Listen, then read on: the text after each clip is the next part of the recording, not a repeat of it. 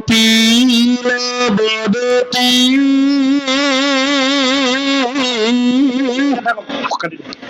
শুনিল মানবী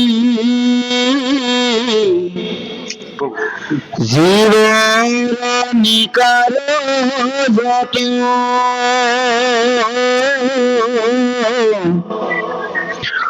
কর্মর ইচ্ছাই পুরুষ যায় তবে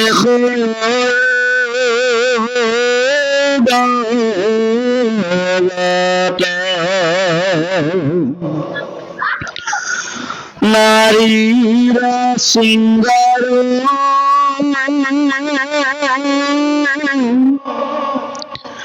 হম বেলাত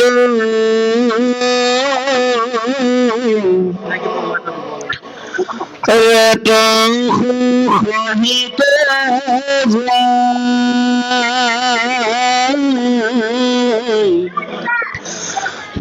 স্ত্রী শুনিতে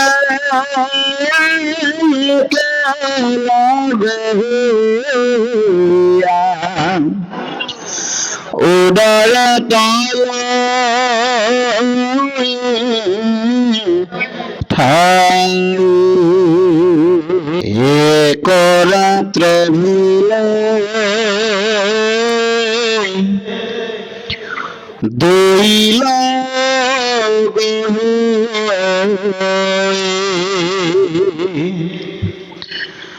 বতলা পানসরাত্র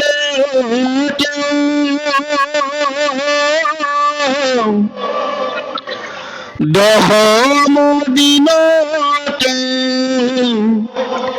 কঠিন বদরি ফেল মতে পাছে দুই মাহে হিরদি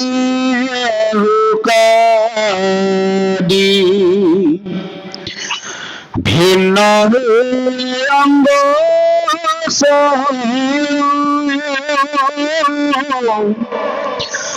তৃতীয় মাহত লোময়া দিন শিললিঙ্গ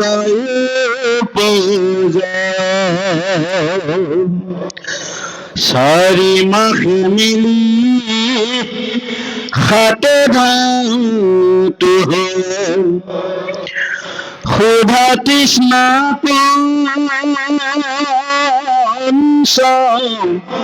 মতে ছয় মাহ জালা যেন সম্ৰে বেঢ়াই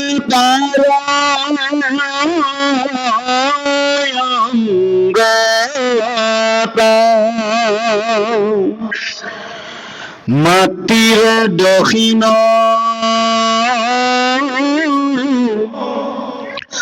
উদৰে ত্ৰভনে ক্ষণে যোগ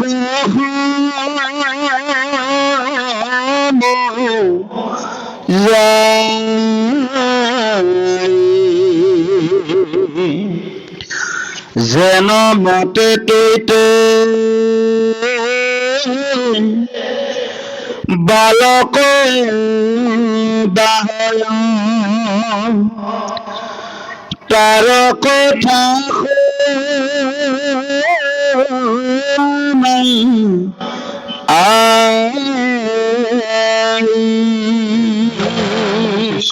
জয় কৃষ্ণ। পৰম শ্ৰদ্ধাৰ গুৰু সমস্ত,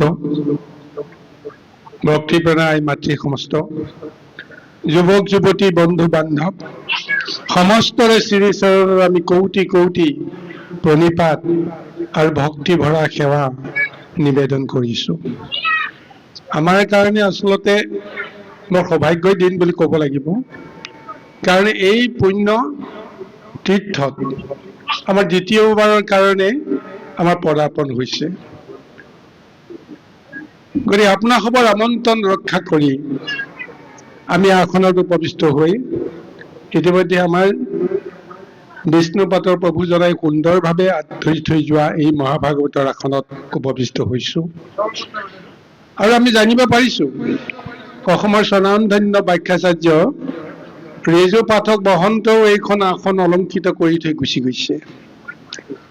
এতিয়া তেখেতসকলে এৰি থৈ যোৱা আসনত আমি উপবিষ্ট হৈ আমি কি আলোচনা কৰিব পাৰো, কি দিব পাৰো আমি ক'ব নোৱাৰো। কাৰণ ঈশ্বৰে কৃপা কৰিব লাগিব, আপোনাসৱে আশীৰ্বাদ দিব লাগিব। আৰু সেইখিনি আমাৰ আছে, আমাৰ সেইটো বিশ্বাসো হৈছে। কিন্তু নিজৰো এটা সামৰ্থ্য থাকিব লাগিব দিয়কচোন। ভগৱন্তেতো আমাক সদায় কৃপা কৰিয়ে আছে, ভকতে আমাক সদায় আশীৰ্বাদ দিয়ে আছে, তাৰপিছতো আমিনো কি কৰিব পাৰিছো। গতিকে নিজৰ সামৰ্থ্যতাৰ ওপৰত আমাৰ কিছু বিশ্বাস আছে। ভকতে যদি আমাক আশীৰ্বাদ কৰে, ঈশ্বৰে যদি কৃপা কৰে, তেতিয়াহ'লে ঈশ্বৰৰ কৰ্মহে কৰিবলৈ আহিছো, আমি বেলেগ কৰ্ম কৰিবলৈ অহা নাই। গতিকে নিশ্চয় ভুলে শুদ্ধে যেনেকেই নহওক তেওঁ যিটো জ্ঞান দিব, চেতনা দিব, বুদ্ধি দিব, সেইখিনিক লৈহে আমি ভাগৱতৰ কিছু আলোচনা কৰিম। আৰু আজি এই পুণ্য তীৰ্থত আলোচনা কৰাৰ কাৰণত আমি সঁচাকৈ নিজকে বৰ সৌভাগ্যৱান বুলি ভাবিছো। কাৰণ আমি নিজৰ আপোন যিখিনি মানুহ, আপোন লোকখিনিৰ লগত আমি অন্তৰংগ এক সম্বন্ধ কৰিবলৈ সুযোগ পাইছো। গতিকে ইয়াতকৈ আৰু কি লাগে। আৰু এনে সুযোগ বহু সৌভাগ্যৰ বলতহে আমি লাভ কৰো। তাকো আজি আমি মহাভাগৱতৰ কৃপাতহে পাইছো দেই আইসকল। আমাৰ মিতিৰ কুটুম এনেই বহুত আছে। লাও ভুৰুঙা বুলি ক'লে নিশ্চয় বহুত চাহ চিনাকি মানুহ আছে, কিন্তু সেই সূত্ৰে কতবাৰ আহিছো। কিন্তু আপোনালোকৰ দৰে এখন আজি বৈকুণ্ঠ সদৃশ এখন সমাজটো মই পোৱা নাই। এইখন সমাজলৈ আপোনাসৱে আমাক আমন্ত্ৰণ কৰি আনি আমাৰ সুযোগটো দিছে। কিহৰ কাৰণে? এয়া হয়তো অদৃষ্টত কিবা এটা নহয় কিবা এটা আমাৰ সংযোগ আছে। এই সংযোগৰ কাৰণতহে এইটো সম্ভৱ হৈছে। যা হওক, আমি আশা কৰিম পদৰ লগত সম্বন্ধ ৰাখি যিখিনি কথা আলোচনা কৰিম, অতি গুৰুত্বপূৰ্ণ কথা। সাংসাৰিক আৰু পাৰিবাৰিক জীৱনত আমাক যিমানখিনি জ্ঞান লাগে, অভিজ্ঞতা লাগে, নিজৰ সম্বন্ধে জানিবৰ কাৰণে যিমানখিনি মানে ব্যৱস্থা লাগে, আজি ভাগৱতৰ এইটো যিটো খণ্ড ওলাইছে, যিটো কাহিনী ওলাইছে, আখ্যান ওলাইছে, এই আখ্যানটোৰ জৰিয়তে আমি সঁচাকৈ বহুত কথা বুজিবৰ কাৰণে আমি সুযোগ পাম। আৰু তাত কৈছে মানৱ যোনিৰ প্ৰাপ্তি তামকী গুটি বৰ্ণনা। হয়তো এই শিৰোনামটো দিওঁতে, শিৰোনামটো শুনোতে আমি বুজিবৰ কাৰণে অকণমান হয়তো সকলোৱে সহজ পোৱা নাই। কিন্তু কথাখিনি আলোচনা কৰিলে আপোনালোকে জানিব যে আচলতে কিমান সহজ সৰল এটা ব্যৱস্থাৰ মাজেৰে আমাক কোনোদিন নভবা, কোনোদিন চিন্তা নকৰা এনে কিছুমান কথা আমাক এই ভাগৱতৰ জৰিয়তে দিবলৈ গৈছে, যিখিনি জানিলে আমি নিজৰ সম্বন্ধে জানিব পৰা সমস্ত ব্যৱস্থাখিনি আমি পাই যাম। আটাইতকৈ ডাঙৰ দুখ কথা হৈছে এইখন সমাজত আমি মানুহ চিনিবৰ কাৰণে আমি কিমান কষ্ট কৰোঁ, হয় নে নহয়? কোন ভাল কোন বেয়া আমি চিনিব পৰা ব্যৱস্থাটো আমাৰ নাই কাৰণে আমি মায়া সংসাৰত আমি ঠগ খাওঁ। কিন্তু তাতোকৈ ডাঙৰ কথা, আমি আনক চিনা কথাটো বাদেই, আমি নিজক নিজেই চিনি নাপাওঁ। তেতিয়াহ'লে আনক চিনি পাব কেনেকৈ? আজি মই যিটো কথা কৈছো, মোৰ মুখেৰে যিটো কথা বাক্য ওলাইছে, মোৰ বাক্যটোকে কাইলৈ মই ৰক্ষা কৰিব নোৱাৰো। মোৰ কথাটোৱে মিছা হৈ গৈছে। অৰ্থাৎ নিজক নিজে মই বিশ্বাস কৰিব পৰা নাই। আজি দিয়া কথাটো কাইলৈকে ৰক্ষা কৰিব পাৰিম নে নোৱাৰিম। নিজক নিজে আপুনি চিনিব পৰা নাই যে মই ইয়াৰ আগতে যাক যেনেকৈ বাক্য দিছিলো, কথা দিছিলো, কৰ্ম কৰিছিলো, সেইমতে নিজৰ খুঁটিত নিজৰ স্থিতিত আমি আছো নে নাই। প্ৰমাণটো নিজে নিজে গম পাই যায় যে আমি নিজে নিজৰ কথা ৰাখিব পৰা নাই, আনক দুখ দি কি লাভ আছে। গতিকে এই সমস্তখিনি আত্মতত্ত্ব জ্ঞানৰ সৈতে আমি বুজিবৰ কাৰণে এইটো পৰিৱেশ ভাগৱতৰ জৰিয়তে দিছে। কোনে কাক দিছে? যে কপিল নামৰ এজন 5 বছৰীয়া ল'ৰাই মাকক দিছে এইটো জ্ঞান, তাকো বৃদ্ধ মাক। 9 গৰাকী কন্যা সন্তান জন্ম হোৱাৰ পিছত বহু আশা কৰি এটা পুত্ৰ সন্তান তেওঁ যেনিবা পালে। তেতিয়াহ'লে সেই 9 গৰাকী কন্যা সন্তান বিবাহ দিয়াৰ পিছত যদি এই সন্তানটো জন্ম হয়, তেতিয়াহ'লে মাকৰ আৰু পুতেকৰ বয়সৰ সম্বন্ধটো ৰক্ষা কৰকচোন, চিন্তা কৰক। আইতাকৰ বয়সৰ সমান হ'ব, হয়নে নহয় বাৰু কওকচোন? গতিকে আইতাকৰ বয়সৰ সমান এগৰাকী মাতৃয়ে 5 বছৰীয়া শিশু এটাৰ পৰা জীৱন সম্বন্ধে, জগত সম্বন্ধে, ঈশ্বৰ সম্বন্ধে জানিবৰ কাৰণে, বুজিবৰ কাৰণে আজি বাধ্য হৈছে। আৰু সেইখিনি জ্ঞান এতিয়া তেওঁ দিবৰ কাৰণে প্ৰযত্ন কৰি এইটো পদত উল্লেখ কৰিছে যে হে মা, যে এটা শিশু এইখন সংসাৰলৈকে যে আহিব লগা হয়, জন্ম ল'ব লগা হয়, এই শিশুটো ক'ৰ পৰা কেনেকৈ আহিল এই বিষয়ে প্ৰথমতে জানি লোৱা। কাৰণ আমিতো সকলোৱে সেইটো অৱস্থাৰে আহিছো, নাই জানো বাৰু?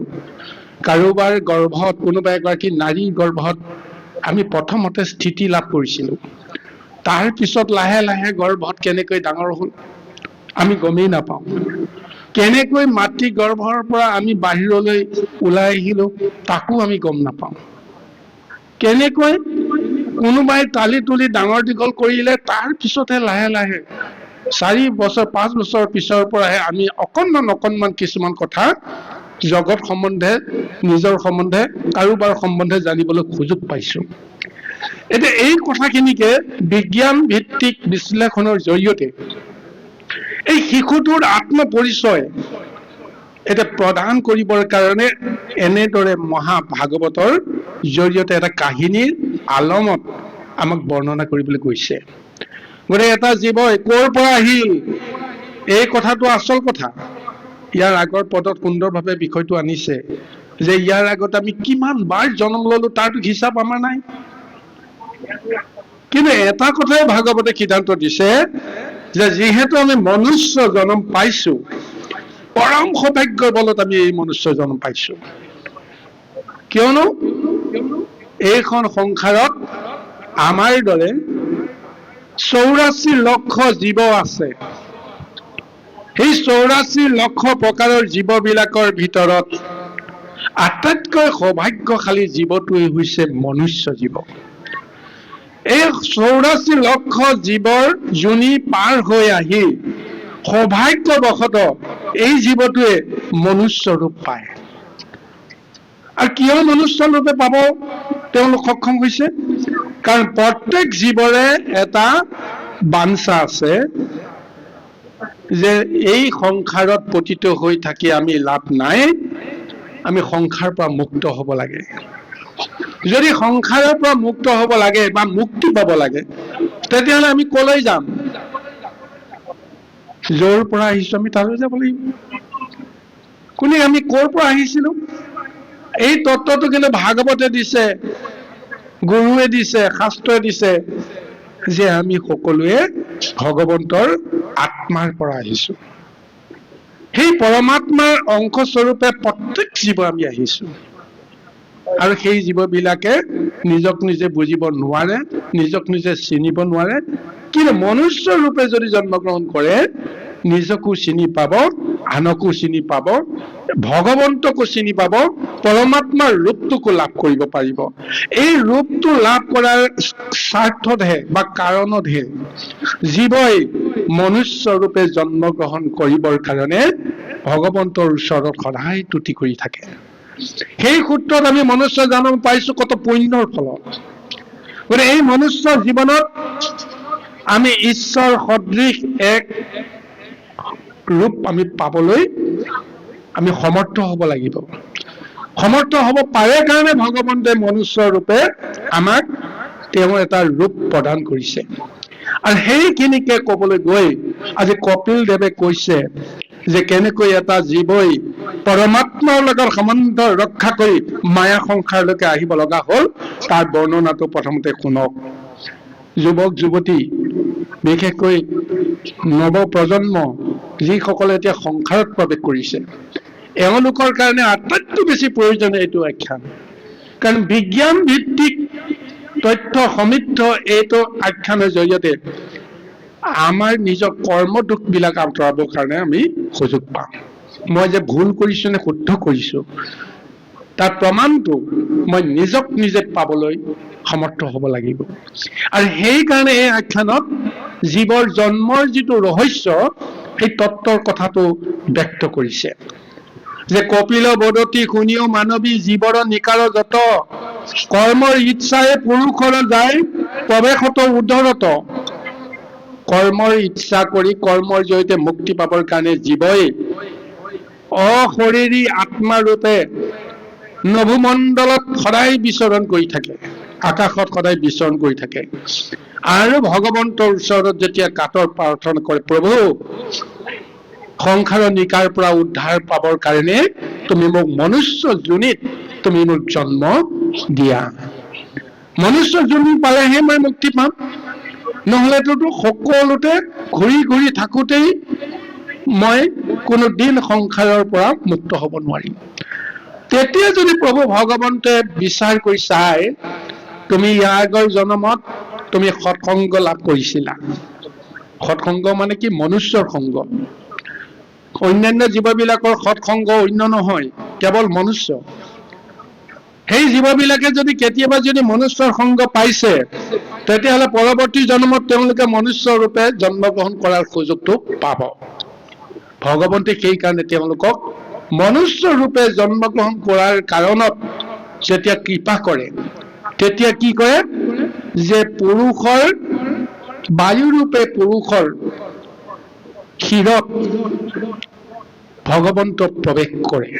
পৰমাত্মাৰ শক্তিৰূপে ভগৱন্ত প্ৰথমতে সেই জীৱাত্মাৰ শক্তিটোক লৈ তেওঁ ক'ত প্ৰৱেশ কৰে? পিতৃৰ ক্ষীৰত পৰে। ক্ষীৰত পৰে মানে কি? ক্ষীৰ আৰু মনৰ লগত এটা পাৰ্থক্য সম্বন্ধ আছে, য'ৰ পৰা নিয়ন্ত্ৰণ কৰে। মন আৰু মগজু বুলি কয়। মগজু আছে ওপৰত, মন আছে হৃদয়ত। এই মন আৰু মগজুৰ মহা সংযোগ, এই সংযোগটোকে কোৱা হৈছে পুৰুষাৰ্থ।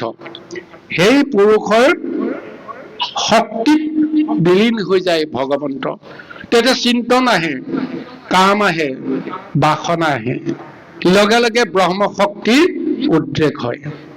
সেই ব্ৰহ্ম শক্তিয়ে বীৰ্য ৰূপত নাৰীৰ গৰ্ভত যেতিয়া প্ৰৱেশ কৰে, নাৰীৰ গৰ্ভত প্ৰৱেশ কৰাৰ লগে লগে এই এটা বিজ্ঞান তত্ত্ব, সেই নাৰীৰ যিটো ৰসৰ যিটো ব্ৰহ্ম শক্তি, সেই ব্ৰহ্ম শক্তিৰ লগত পুৰুষৰ ব্ৰহ্ম শক্তিৰ এক মহা সংযোগ হয়। কেনেকে হয় এই কথাটো কৈছে যে নাৰীৰ শৃংগাৰৰ সময় বেলাত ৰেতস সহিতে যায়, স্থিৰ শুনিতে একেলগ শুয়া উদৰত লৈ ঠাই। যিটো মহাবৰ্ণনা দিছে, এই বৰ্ণনাটোত অতি ৰসযুক্ত এক বৰ্ণনা দিছে। কিন্তু এই বৰ্ণনাৰ মাজত কোনোবাই যদি বেলেগ এটা কামনাৰ দৃষ্টিৰে যদি চাবলৈ বিচাৰে, তেতিয়াহ'লে এইবাৰ একো নাপাব। নিজক নিজে চিন্তা কৰিব লাগিব। যিটো শক্তিক লৈ আমি কৰ্ম কৰি আছো, কামনা কৰি আছো, বাসনা কৰি আছো, কাৰোবাৰ ৰূপত মুগ্ধ হৈছো, সেই শক্তিটো আমাক কোনে দিছে? সেই শক্তিটো কাৰ? সেই ব্ৰহ্ম শক্তিটো আমিতো শৈশৱৰ পৰা আমি লৈ অহা নাছিলো, বা জন্মৰ পৰা সেই শক্তিটোৰ উমান আমি পোৱা নাছিলো। এটা বয়স সন্ধিৰ সময়ত সেই শক্তিটো প্ৰভু ভগৱন্তে শৰীৰত উৎপাদন কৰি দিয়ে। কেতিয়া দিয়ে?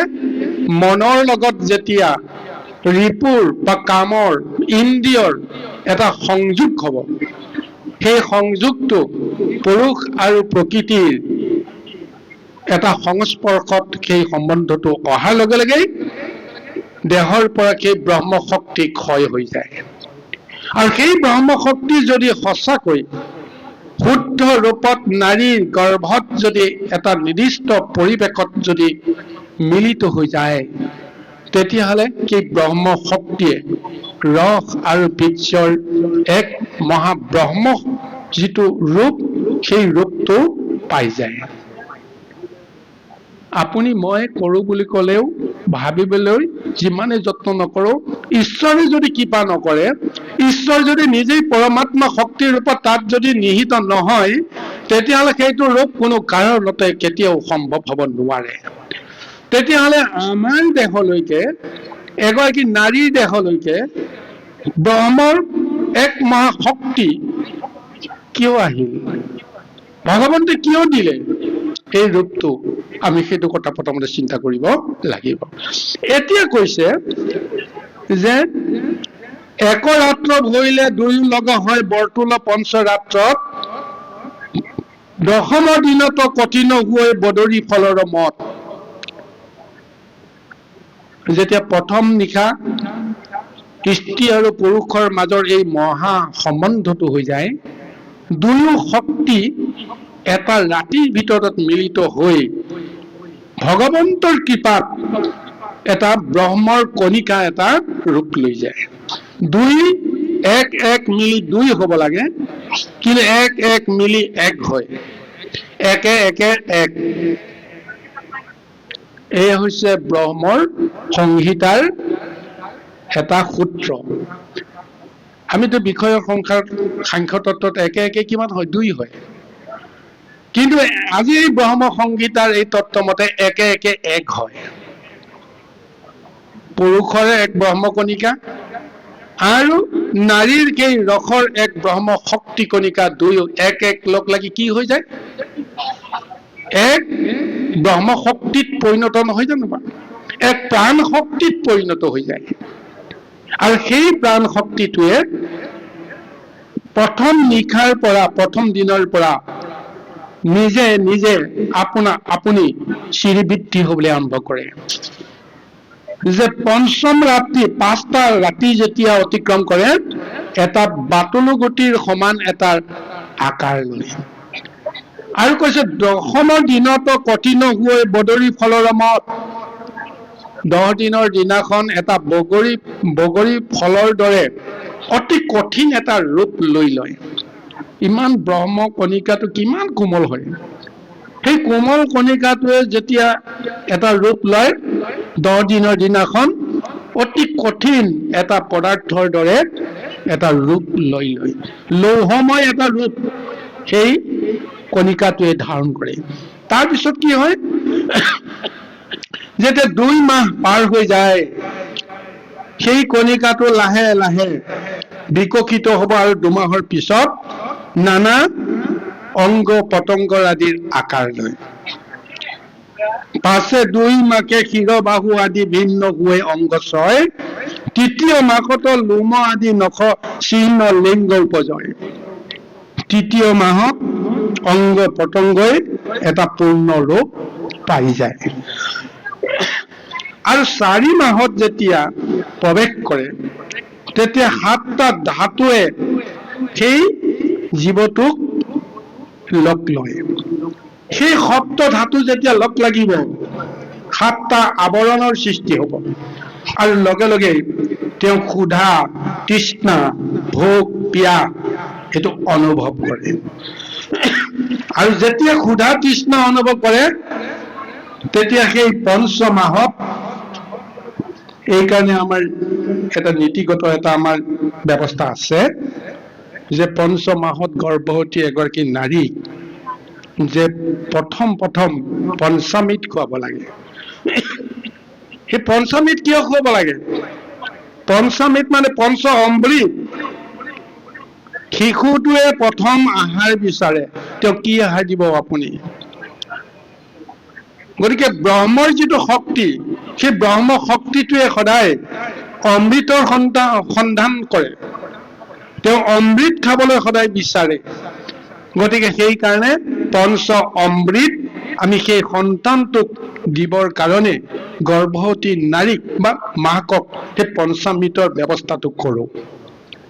দধি দুগ্ধ ঘৃত মধু ইক্ষু, এয়া হৈছে পঞ্চগব্য, পঞ্চামৃত।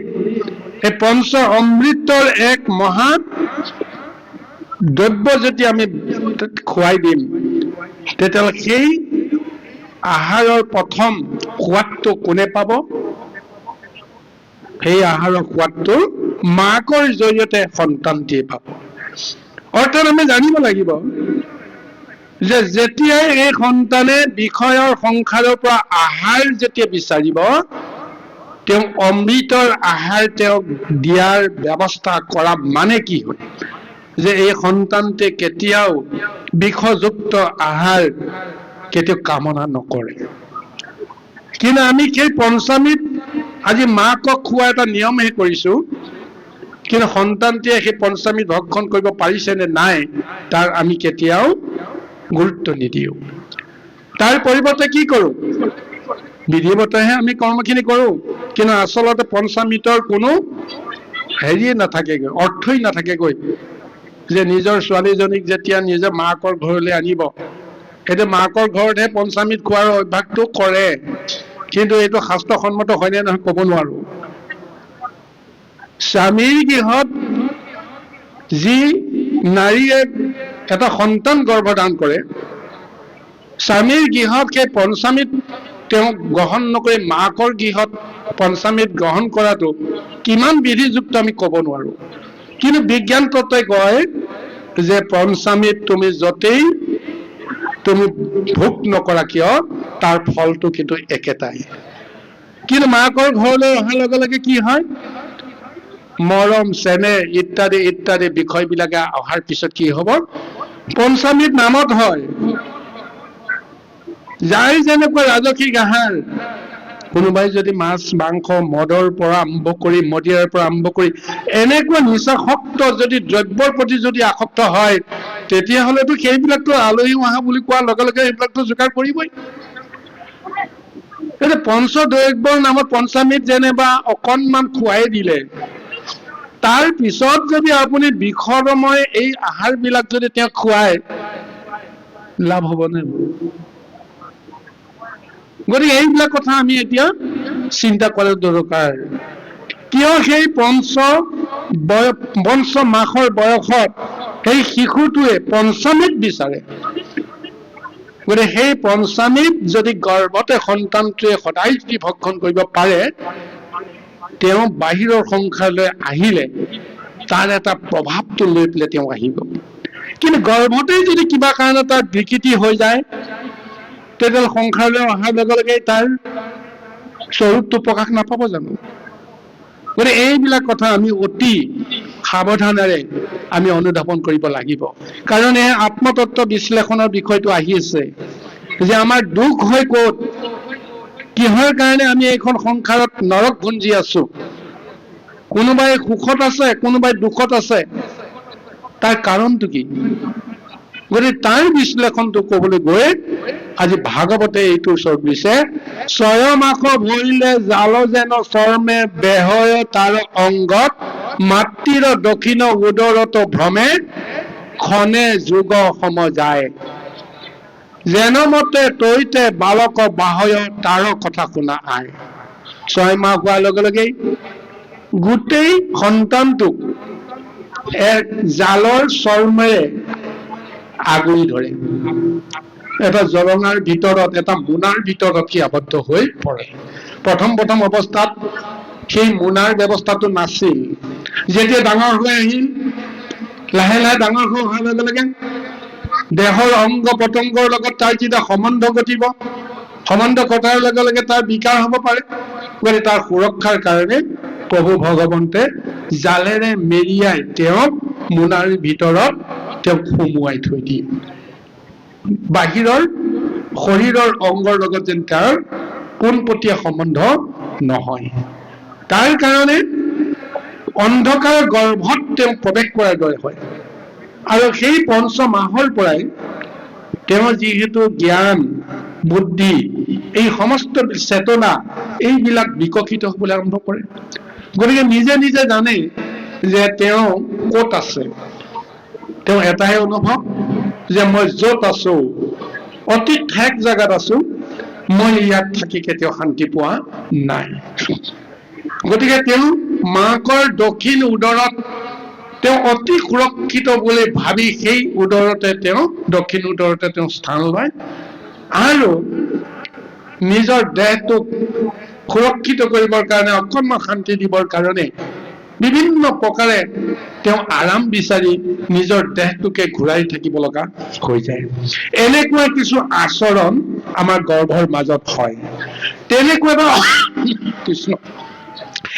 এটা সময়ত সেই শিশুতে কিমান কষ্ট পায়, কিমান যন্ত্ৰণা পায়, তাৰ বৰ্ণনাটো এতিয়া ভাগৱতে প্ৰদান কৰিছে।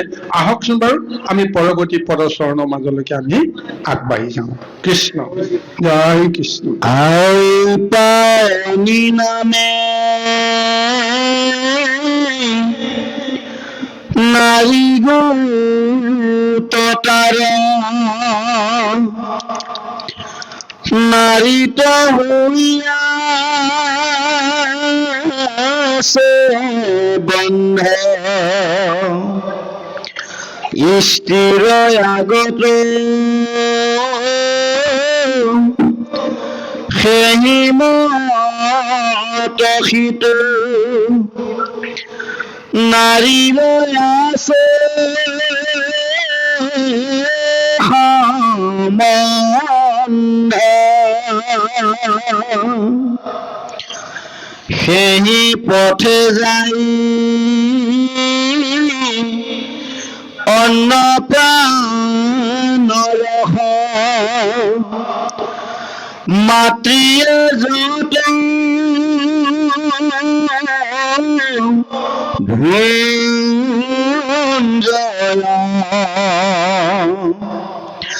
ত্রাত হন্তে শীত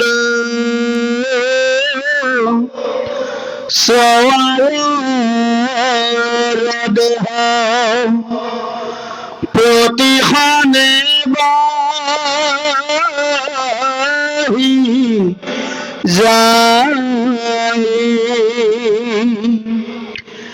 গাঁৱৰ বিষতে প্ৰতিখনে আতি প্ৰাণৰ তগতে দুখীয়া জীৱল শনি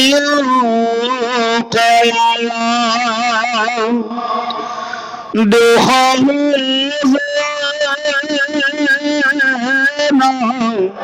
মাতা জ্বলা টেঙা লোণ খালৈ আদি কৰি মাৱে খাই যত যতে তাৰ ৰস যায় শৰীৰে পৰম মোচা যায় সেই মত। এতিয়া গৰ্ভৰ সন্তানটোৱে যিটো মাকৰ নাভিৰ লগত এক আপ্যায়নী নাৰী নামেৰে এক নলীৰে সংযোগ কৰে আৰু সেই নলীৰে জৰিয়তে মাকে যিমান আহাৰ খায় সেই আহাৰৰ ৰসটো সেই নাৰীৰ জৰিয়তে সন্তানটোৱে গৰ্ভতে লাভ কৰে। অৰ্থাৎ মাকে যি খায় সেই ফলৰ সম্পূৰ্ণ ৰসটো সন্তানে পায়। পোৱাৰ লগে লগে তেওঁ মাকৰ গৰ্ভতে বাহিৰৰ যিহেতু এটা আহাৰ পাইছে, শক্তি পাইছে, সেই শক্তিত তেওঁ শ্ৰীবৃদ্ধি হবৰ কাৰণে সুযোগ পায়। আৰু সেইখিনি কৰিবলৈ যাওঁতে কি হৈ চাওক, মাকে যি আহাৰ খাব তাৰ ক্ৰিয়াটোতো সন্তানটোৱে ভুগিব লাগিব, কাৰণ তেওঁতো নিজে খাব নোৱাৰে। গতিকে সেইকাৰণে কৈছে তাতো হন্তে সিটো ছোৱালৰ দেহ প্ৰতিখনে বাঢ়ি যায়, গাঁৱৰ বিষত প্ৰতিখনে ৰাতি প্ৰাণ শুৱে অন্তৰ্গত, দুখীয়া জীৱৰ শুনিওকো আৰু দুখ শুৱে যেন মত। যিমানেই সন্তানটো আহাৰ খাবলৈ পায়, ডাঙৰ হবলৈ যত্ন কৰিব, সিমানেই তাৰ দুখ কষ্ট যন্ত্ৰণা বাঢ়ি বাঢ়ি গৈ থাকিব। দুখীয়াৰ দুখ কোনোদিন নুগুচাৰ দৰে গৰ্ভত তেতিয়া সেই সন্তানটোৱে যেতিয়া আহাৰ খাবলৈ যত্ন কৰিব, তেতিয়াৰ পৰাই তেওঁৰ দুখ যন্ত্ৰণাৰ শেষ নোহোৱা হ'ব। ইফালে থাকিবৰ কাৰণে জেগা নাইকিয়া হ'ব, জাগা কমি যাব, গতিকে কিমান কষ্ট খাব লগা হয়। তাৰোপৰি কি কষ্ট খায়, জ্বলা টেঙা লুণ খাৰ আদি কৰি মাৱে খাই যত যত, তাৰ ৰস যায় শৰীৰে পৰয় মূৰ্ছা যায় কেহিমত। গতিকে কিমান ডাঙৰ কথা কৈছে চাওকচোন, যিখিনি আমাৰ দৈনন্দিন জীৱনত সদায় ঘটি আছে। আমি মাকক পঞ্চামৃত খোৱাৰ পিছত কি কওঁ, আমি জাল তৰকাৰী খুৱাওঁ, সন্তানটোৱে বোলে সকলো সহ্য কৰিব পৰা হওক বুলি, তিতা খাব পৰা হওক, টেঙা খাব পৰা হওক, জ্বলা খাব পৰা হওক, ইত্যাদি ইত্যাদি ভাৱনা কৰি সোৱাদযুক্ত ৰসযুক্ত যিমান জ্বলা টেঙা আমাৰ দ্ৰব্য আমি ভঞ্জন কৰো, মাকক আমি সেই দ্ৰব্যবিলাক খুৱাই প্ৰকৃততে সন্তানটিক আমি কি ৰূপলৈকে লৈ যাওঁ, সন্তানটি গৰ্ভত কি ৰূপত আছে আমি ভাবিবৰ কাৰণে আমাৰ সময় নাই। কিন্তু ভাগৱতে কৈছে যে আমি এটা জলকীয়া এটা কামুৰি দিলে আমাৰ কেনেকুৱা লাগিব, যদি সি ভোট জলকীয়া হয় পাৰিব এটা চোবাই খাবলৈ, আছে শক্তি। কিন্তু সেই জ্বলা টেঙা ৰসটো গৈ কোনে ভোগ কৰিছে, গৰ্ভৰ সন্তানটোৱে। গতিকে সময়ত তেওঁ বোলে লালকাল হৈ যায়, বিষৰ যন্ত্ৰণা তেওঁ কব নোৱাৰে, মাতিব নোৱাৰে, অচেতন হৈ পৰি যায়। কোনো কোনো সময়ত মাকেও সন্দেহ কৰে যে সন্তানটোৱে দেখোন লৰচৰ কৰা নাই, কি হৈছে। সন্তানটোৱে যেতিয়া ভিতৰত বিকাৰ অনুভৱ কৰিব, তাৰ বিকাৰৰ ফল মাকেও অনুভৱ কৰিবলৈ বাধ্য হয়। কিয় হয়, এয়া আমাৰ খাদ্য দ্ৰব্য আমি যেনেদৰে আমি গ্ৰহণ কৰিব লাগে তেনেদৰে গ্ৰহণ কৰিবৰ নোৱাৰাৰ দুখত আজি গৰ্ভতে সন্তানটিক আমি কি এটা ৰূপলৈকে লৈ যাওঁ আমি ক'ব নোৱাৰো। গতিকে আমাক সাৱধান হবৰ কাৰণে ভাগৱতে সতৰ্ক কৰি দিছে, পঞ্চ মাহত যে তুমি পঞ্চামৃত খাবা, সিদিনাখনৰ পৰাই নাৰীগৰাকীয়ে কোনো কাৰণত এই ৰাজকীয় আহাৰ বিলাকৰ পৰা, তামসিক আহাৰ বিলাকৰ পৰা তেওঁ আঁতৰত থকাটো দৰকাৰ। নহলে আগদিনাখন খোৱা পঞ্চামৃতৰ কি ৰসটো থাকিব, পিছদিনাখন যদি বিষে খাই থাকে, হয়নে নহয় কওকচোন বাৰু। গতিকে এই গৰ্ভৰ সন্তানটিক যদি আমি ঈশ্বৰ সদৃশ এটা ৰূপ দিব পাৰো, তাৰ কাৰণে আমি সচেতন হব নালাগিব জানিব। ভগৱন্তৰ সৃষ্টিত কি লীলা কৰিছে চাওক, একেই ব্ৰহ্মকণিকা, একেই শক্তি, সেই একে শক্তি লৈ তেওঁ জন্ম হৈ কোনোবা এজনৰ ৰূপত সাধু হৈছে, সন্ত হৈছে, গুৰু হৈছে, ঈশ্বৰ সদৃশ ৰূপ লৈছে, আৰু কোনোবাই সেই একেটা ৰূপৰ পৰা আহি দৈত্য হৈছে, দানৱ হৈছে, অসুৰ হৈছে। কেনেকুৱা এক ভয়ংকৰ ৰূপ এটা সংসাৰত আমি দিব লগা হৈছো। তাৰ কাৰণে ঈশ্বৰক দুখিলে নহব, আমি নিজেও চিন্তা কৰিব লাগিব। আজি এই কৰ্দম মুনি এই কপিলক যে পুত্ৰ হিচাপে পালে, ভগৱন্তে যে সিদ্ধান্ত কৰিলে যে মই যদি সংসাৰলৈকে লীলা কৰিবলৈ যাব লাগে, জগতৰ উদ্ধাৰৰ কাৰণে যদি মই নিৰাকাৰ জনো গৈ পেলাই যদি মই অৱতাৰ এটা ল'ব লাগে, তেতিয়াহ'লে কাৰোবাৰ গৰ্ভত মই জন্ম লাভ কৰিব লাগিব, কাৰোবাৰ পুত্ৰ হিচাপে মই জন্ম লাভ কৰিব লাগিব। কিন্তু মই কাৰ পুত্ৰ হিচাপে জন্মগ্ৰহণ কৰিম, কাৰ গৰ্ভত মই থিতাপি ল'ম, তেওঁ নিৰ্ণয় কৰি দিছে যে কৰ্দম মুনিৰ ঔৰসৰ সন্তান হিচাপে মই জগতত পৰিচয় দিব লাগিব, আৰু দেৱহূতি নামৰ নাৰীগৰাকীৰ গৰ্ভত মই জন্মগ্ৰহণ কৰিব লাগিব। কিয় সিদ্ধান্ত ললে? তৃতীয় স্কন্ধৰ এই আৰম্ভণিতেই, কপিলৰ আখ্যানৰ আৰম্ভণিতেই কৰ্দম মুনিৰ বিবাহৰ বিষয়টোত সুন্দৰভাৱে বিষয়টো উল্লেখ কৰি গৈছে। পিতৃ ব্ৰহ্মাই পুত্ৰ কৰ্দমক আহি ক'লে যে জগতৰ যিটো নিয়ম, সেই নিয়ম অনুসৰি সৃষ্টিৰ দায়িত্বটো মোক দিলে, মই সমস্ত সৃষ্টি কৰিলো, তোমাকো মই সৃষ্টি কৰিলো বা তোমাকো মই জন্ম দিলো। এতিয়া তুমি মোৰ সৃষ্টিখন আগবঢ়াই নিবৰ কাৰণে তুমিও সংসাৰী ধৰ্ম পালন কৰা, অৰ্থাৎ তুমিও সতী সন্ততি জন্ম দি বংশ বিস্তাৰ কৰ্মৰ ধৰ্মখিনি তুমি কৰা। কিন্তু সেই সময়ত তেওঁ ব্ৰহ্মবাদী পুৰুষ আছিল, তেওঁ মায়া সংসাৰৰ লগত সম্বন্ধ নাছিল, কামনাৰ লগত বিষয়ৰ লগত তেওঁ সম্বন্ধ নাছিল। এক প্ৰভু ভগৱন্ত তেওঁৰ লগতহে তেওঁৰ আত্মাৰ সম্বন্ধ আছিল। কিন্তু পিতৃয়ে যেতিয়া আদেশ দিলে যে তুমি মোৰ বাক্য ৰক্ষা কৰি তুমি সংসাৰী ধৰ্ম পালন কৰা, তেতিয়া লগে লগে তেওঁ উত্তৰ দিলে, সেই পিতৃ, মই আপোনাৰ কথা মই মানি লৈছো, আপোনাৰ কথা মই নিশ্চয় পালন কৰিম, কিন্তু মোক সময় লাগিব। ব্ৰহ্মাই ক'লে হ'ব, যিমান সময় লাগে তুমি সময় লোৱা, কিন্তু মোৰ বাক্যটো তুমি ৰক্ষা কৰিম বুলি যে কথা দিলা, মই তাতেই সন্তুষ্ট। গতিকে তোমাৰ ইচ্ছামতে তুমি সময় লোৱা, কিন্তু তুমি সংসাৰী ধৰ্ম পালন কৰিব লাগে। এয়া মোৰ পিতৃ হিচাপে তোমাৰ ওচৰত এটা অধিকাৰ বা আজ্ঞা। তাৰপিছত তেওঁ কলৈ গ'ল, পিতৃক বাক্য দিলে। তাৰপিছত তেওঁ নিজক নিজে চিন্তা কৰিলে যে মই সংসাৰী ধৰ্ম পালন কৰাৰ জোখাৰে মোৰ সমৰ্থ আছেনে নাই। এতিয়াতো কাম, ক্ৰোধ, লোভ, মোহ এই ৰিপুবিলাক তেওঁতো দমন কৰি থৈছে, সেইবিলাকক এতিয়া পুনৰ জগাই দি দিব লাগিব। গতিকে তেওঁ বিষ্ণুৰ ওচৰত গৈ শৰণাপন্ন হৈছে, বিষ্ণুক তপ কৰিব লগা হৈছে। ভগৱন্তৰ ওচৰত তেওঁ সমস্ত সেই বিষয়বিলাক তেওঁ অৰ্পণ কৰি থৈ দিছিল, উৎসৰ্গা কৰি থৈছিল। হে প্ৰভু, এইবিলাক মোক এতিয়া নালাগে। কিন্তু এতিয়া তেওঁ ভাবিছে নে এই বিষয়খিনি মোক লাগিব। কিয় লাগিব? পিতৃৰ বাক্য ৰক্ষা কৰি যদি মই সংসাৰী ধৰ্ম পালন কৰিব লাগিব, মোক কামনা লাগিব, বাসনা লাগিব। এই কামনা বাসনাখিনি ভগৱন্তৰ ওচৰতে সমৰ্পণ কৰিছো। গতিকে ভগৱন্তৰ ওচৰত তেওঁ মহাতপ কৰিলে। দিব্য 10,000 বছৰ তপস্যা কৰাৰ পিছত স্বয়ং প্ৰভু ভগৱন্ত আহিবলৈ বাধ্য হল। বাধ্য হৈ তেওঁ কৃপা কৰিলে, তুমি মোৰ নামত আজি সমস্ত বিষয় ত্যাগ কৰি আজি মোক আকৌ বিচাৰি তুমি সংসাৰী ধৰ্ম পালনৰ কাৰণে যিটো চিন্তা কৰিছা, মই তোমাৰ ওপৰত কৃতাৰ্থ হৈছো। এতিয়া তোমাক কি বৰ লাগে কোৱা।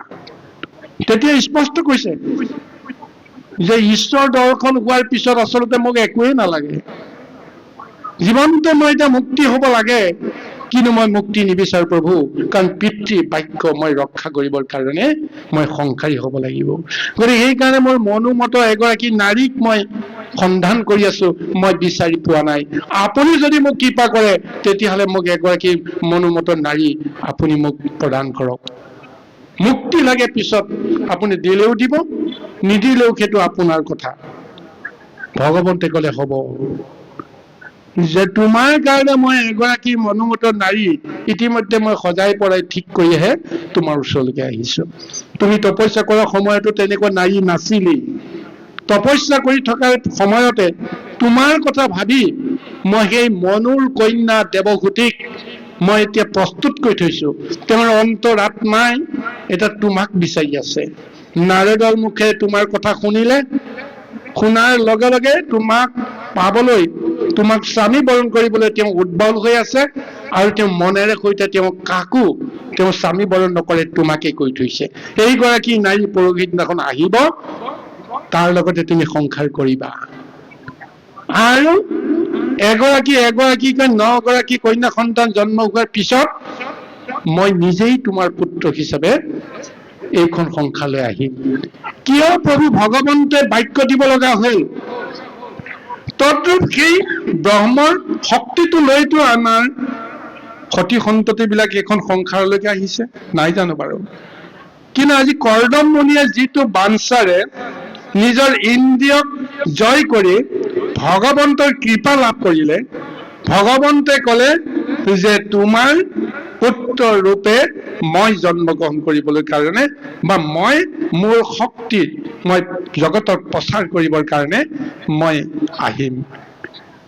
গতিকে তদ্ৰূপ একেইটো ব্যৱস্থা, একেই ব্যৱস্থাত এতিয়া আমাৰ দেহলৈকে ঘৰলৈকে আমাৰ সদায় সতি সন্ততি আহি আছে, কিন্তু কপিলৰ দৰে শুদ্ধ পুৰুষক আমি এতিয়াও কিয় পাবলৈ সমৰ্থ হোৱা নাই? কাৰণ আজি ভাগৱতে বৰ্ণনা দিয়া বিষয়খিনিতে ধৰা পৰি গৈছে যে যেনেদৰে এটা সন্তানক আমি গৰ্ভতে যিটো ৰূপ দিব লাগে আমি সেইটো দিব পৰা নাই কাৰণত এতিয়া সেই সন্তানটোৱে যদি কিবা দিশহাৰা হৈ যায়, কিবা এটা বেয়া কাম কৰিব লগা হয়, তাৰ দুখটো কোনে ল'ব? আহক, এতিয়া 6 মাহত এইটো অৱস্থা হৈছে সন্তানৰ, 7 মাহত তেওঁ এতিয়া প্ৰৱেশ কৰিছে, 7টা আৱৰণৰ মাজত তেওঁ সোমাই গৈছে, তেওঁ অন্ধকূপত সোমাই গৈছে, লাহে লাহে ডাঙৰ হৈ আহিছে, এতিয়া তেওঁ অন্ধকাৰৰ জলঙাত তেওঁ সোমাই পৰি আছে। তাৰ পিছতো তেওঁ অশেষ কষ্টত তেওঁ নিজৰ দেহত সুখ শান্তি নোহোৱা অৱস্থাৰে অকণমান সুখৰ সন্ধান বিচাৰি সন্তানটোৱে হাহাকাৰ কৰি উঠিছে। অথচ আমি সমস্তে পিতৃ মাতৃ সমস্তে এইবিলাকৰ কথা আমি কোনো কাৰণতে গুৰুত্ব দিব পৰা নাই। আহক আমি পৰৱৰ্তী পৰ্যায়লৈকে আগবাঢ়ো। কৃষ্ণ কিবা কব নেকি? আমাৰ অসমত সংখ্যা আছে খালিবা। হয়, কওকচোন। যিহেতুকে আমাৰ আইমাতৃ সমস্তে আপুনি কৈছে যে তামসিক আৰু ৰাজসিক যিটো খাদ্য এই বিষয়ে হয়তো আমাৰ আইমাতৃসকলে গভীৰভাৱে বুজিব পৰা নাই, নাজানিব পাৰে। তামসিক আৰু ৰাজসিক এই খাদ্যখিনিৰ বিষয়ে অলপমান বুজালে দিব। আৰু লগতে আমাৰ এটা সংখ্যা থাকিল যে আপুনিয়ে ক'লে কদম্ব ঋষিয়ে 10,000 বছৰ তপস্যা কৰাৰ পিছত দেৱকীক মানে নিজৰ পত্নী ৰূপে পাবলৈ সক্ষম হয়। 10,000 বছৰ বুলি ক'লেতো আমাৰ মতে বহুত আশীত খায়। জয় কৃষ্ণ, জয় কৃষ্ণ, সংখ্যাটো দূৰ কৰিলে জয় কৃষ্ণ, অতি সুন্দৰ, খুব ধুনীয়া কথা। এতিয়া গুৰুসকল, আমি একেবাৰে সহজ সৰলভাৱে আমি বিষয়টো চিন্তা কৰিম দেই। এতিয়া আমি কলি যুগৰ মানুহ নহয়, হয়নে নহয় বাৰু? 4 যুগৰ ভিতৰত আটাইতকৈ বোলে কম সময়ৰ যুগটো হৈছে কলি যুগ। 4,32,000 বছৰ। চাব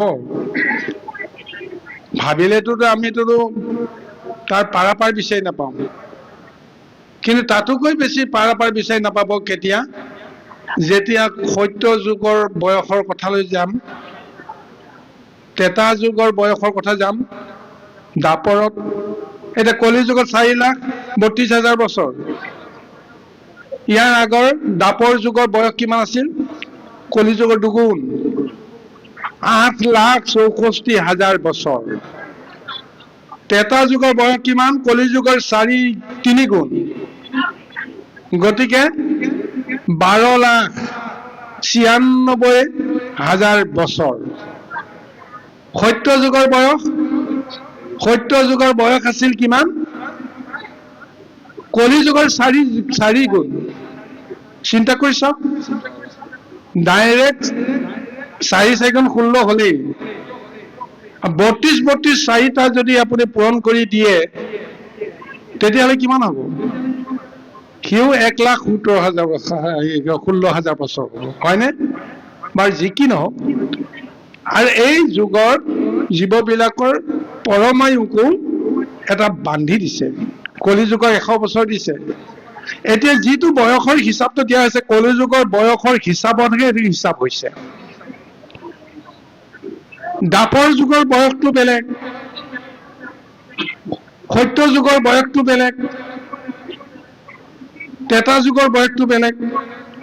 গতিকে দাপৰত বা সত্য যুগত 10 লক্ষ বছৰ জীয়াই থাকিব পাৰে এজন লোকে। কেনেকুৱা বয়স হ'ব চিন্তা কৰি চাবচোন বাৰু। ঠিক এনেদৰে এই বৰ্ণনাবিলাক আনিছে। গতিকে কোনোবা এজন তপস্যাই যদি 10,000 বছৰ তপস্যা কৰে, সেই যুগৰ কাৰণে অকণমান সময়, কিন্তু আমাৰ কাৰণেহে বিশাল। তাৰোপৰি আৰু এটা কথা, আজি একেটা পাৰমাৰ্থিক তত্ত্বকে আমাক দিছে, যিসকল একান্ত ভকত ভগৱন্তৰ লগত যেতিয়া সম্বন্ধ কৰি থাকে, তেওঁলোকক কাল আৰু মায়াই কেতিয়াও গ্ৰাস কৰিব নোৱাৰে। অনন্ত কাললৈকে তেওঁলোকে যদি ঈশ্বৰক তুতিয়ে কৰি থাকে, ঈশ্বৰৰ নামে লৈ থাকে, তেওঁলোকৰ বয়সৰ লগত কালৰ লগত সম্বন্ধ তেওঁলোকৰ নাইকিয়া হৈ যায়। এতিয়াও আপোনালোকে বিচাৰিলে আচৰিত পাব, সত্য যুগৰ পৰা যিসকল মহা মহা ভক্ত এতিয়াও কলি যুগত কৰবাত তেওঁলোকে এতিয়াও তপ কৰি আছে। ক'ত কৰি আছে আপুনিও দেখা নাপায়, ময়ো দেখা নাপাওঁ, কিন্তু ভাগৱতে নিৰ্ণয় দিছে কলিৰ শেষত সেই সমস্তবিলাক আকৌ পুনৰ ভগৱন্তৰ ওচৰলৈকে আহিব।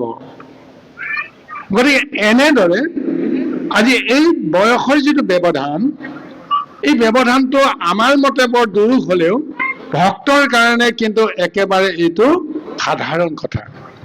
গতিকে এই কথাটোকে আমি জানিব লাগিব। 10,000 বছৰ এটা হিচাপ এটাহে দিছে, আমাৰ কলি যুগৰ নৰকসকলৰ এটা হিচাপৰ লগত তুলনা কৰি। গতিকে যুগ সন্ধিখনৰ আগতে এই সত্য যুগৰ আৰম্ভণিৰ কথা দেই, সত্য যুগৰ আৰম্ভণিৰ কথা, সেইখিনি এতিয়া আমি কলি যুগত আজি এতিয়া বৰ্ণনা কৰিছো। আৰু ভাগৱতখন ৰচনা হৈছে কলি যুগতহে দেই, কলি যুগতহে কিন্তু ভাগৱত ৰচনা হৈছে। ইয়াৰ আগতে কিন্তু হৃদয়তহে ভগৱন্তই এই ভাগৱতখন কাৰোবাৰ কাৰোবাৰ হৃদয়ত ৰাখি থৈছিল। ব্ৰহ্মাৰ হৃদয়ত আছিল, নাৰদৰ হৃদয়ত আছিল, তাৰপিছত যেতিয়া ব্যাসৰ হৃদয়লৈ আহিল তেতিয়া দ্বাপৰ যুগ পৰিল। আৰু সেই দ্বাপৰ যুগৰ সমাপ্তিৰ পিছতহে এই মহাভাগৱত এতিয়া ৰূপ লৈছে কলি যুগত। বাৰু যি কি নহওক, এই ভগতক কোনো কাল আৰু মায়াই গ্ৰাস কৰিব নোৱাৰে।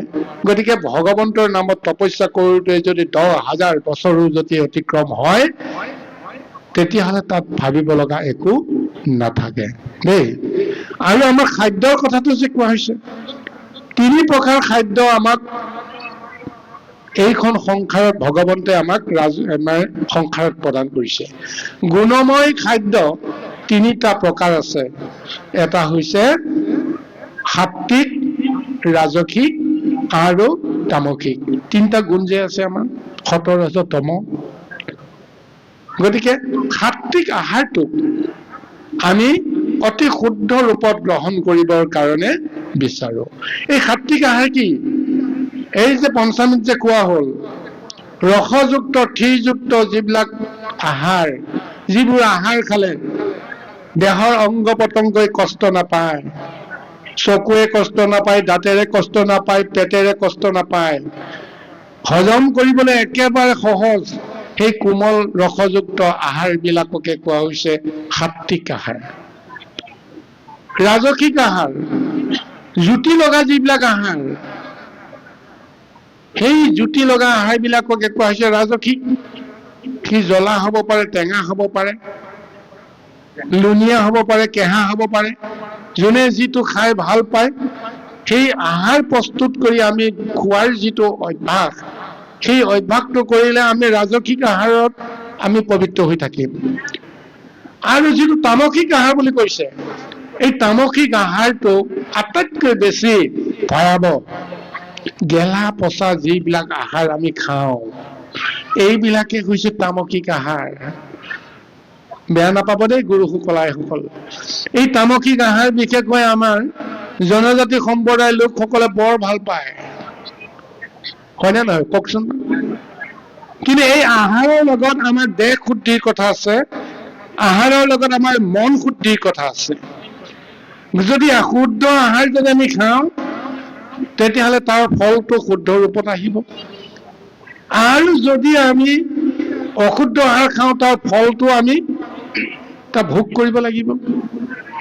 চিন্তা কৰি চাওক, এগিলাচ গাখীৰ আপুনি সদায় খাওক, আপুনি খোৱা নিচিনা নাপাব। তাৰ পৰা আপুনি কি লাভ পাইছে নাপাইছে আপুনি তৎক্ষণতে ধৰিব নোৱাৰিব। সেই আহাৰৰ ফলটো পাবলৈ কাৰণে আপুনি বহু বছৰ হয়তো আপুনি বহুত দিন অপেক্ষা কৰিব লাগিব। কিন্তু এগিলাচ সেই পানীয় ভাগ আমাৰ ঘৰত যে বনাই যে সদায়, এই ভাগ এগিলাচ খাই দিয়াৰ লগে লগে তাৰ ৰূপটো লগে লগে ওলাই যাব নে নালাব? নিজকে পাহৰি যাব মই কোন। গতিকে তাৰ প্ৰভাৱটো কি হ'ব? যি আহাৰ খাইছে তাৰে ক্ৰিয়াটো আহিব।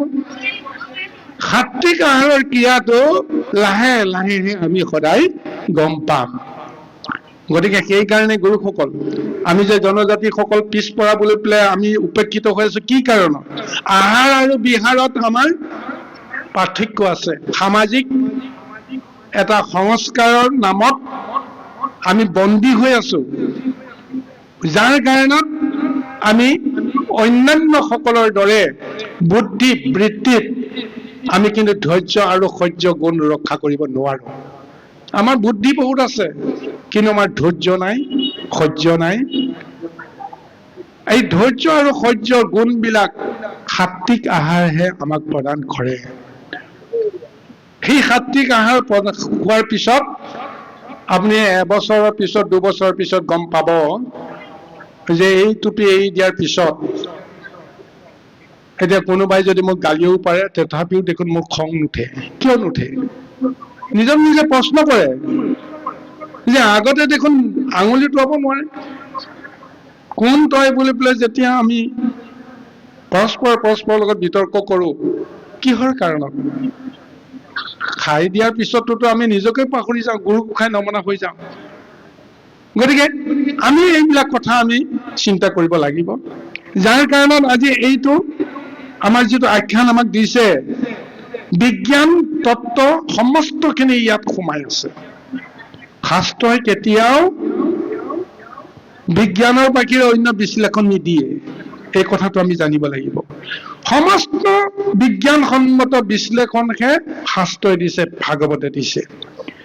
গতিকে এই তত্ত্বটোক এতিয়া এনি দিয়া নাই, ইয়াৰ পিছৰ পদত আমাক সুন্দৰভাৱে উল্লেখ কৰিব। এই শিশুটোৱে ৰাজসিক আৰু তামসিক আহাৰ খোৱাৰ পিছত তেওঁ কি ৰূপ পায়, কিন্তু আচলতে তেওঁ কি ৰূপৰ আছিল, এই গোটেই কথাখিনি এতিয়া আমাৰ ইয়াৰ বৰ্ণনাত আহিছে। সপ্তম মাহত এতিয়া তেওঁ ভৰি দিয়াৰ লগে লগেই এতিয়া তেওঁ জ্ঞান বুদ্ধি সমস্তখিনি বিকশিত হৈ আছে। বাহিৰৰ জগতত কি হৈছে তাকো জানে, ভিতৰত কি হৈ আছে তাকো জানে, তেওঁ ক'ৰ পৰা আহিছে সেইটোকো জানে। এই সমস্ত জ্ঞান লৈ তেওঁ অন্ধকূপত পৰি আছে, আৰু আমি পিতৃ আৰু মাতৃয়ে সজাই পৰাই তেওঁক বাহিৰলৈ শুদ্ধভাৱে উলিয়াই দিবলৈ যত্ন কৰা নাই।